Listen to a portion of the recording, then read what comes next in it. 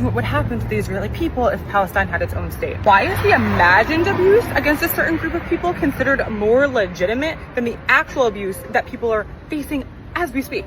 It's because the rest of the world perceives the Israelis as white. And once you see that, and you analyze this from an anti-racist perspective, you won't be able to unsee it. Because what is the thing that white Western people have been doing for 400 years and continue to be comfortable in doing now? Sacrificing the welfare and survival of black and brown people for the comfort of white people. Privileging the idea of white innocence over the violence that they have consistently enacted on black and brown people. Because if you look at it carefully, what the people who are against the one-state solution are for is an apartheid system that will continuously oppress the Israeli Palestinians that live within Israeli borders. And they are perfectly happy to live with their suffering as long as they receive assurances that white Israelis will be protected from some imaginary violence. Do not fall into the trap of dismissing the effectiveness of this propaganda tool, because it has been working for centuries.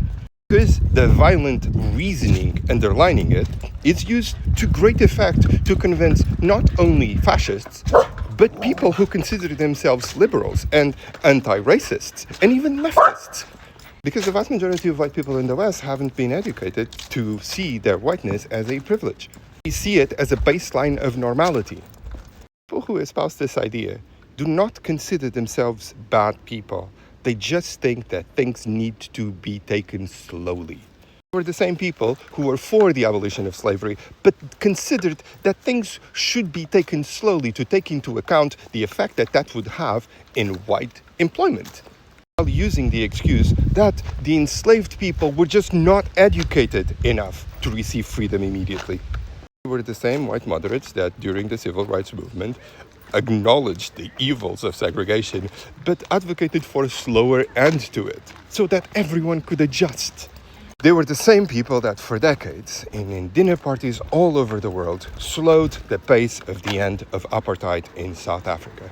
Because they were concerned with what would happen with the white beneficiaries of an oppressive system of apartheid there. Underlying this is a very racist notion that people from the global majority cannot govern themselves and are innately violent. When last I checked, for the last 300 and 400 years, it has been people who have been considered white that have unleashed the worst horrors in the world, that subsequently project that onto the people that they unleashed those horrors on. This, by the way, is the reason why white supremacists hate post-colonialism and critical race theory. It's because they take you from the individual to the systemic.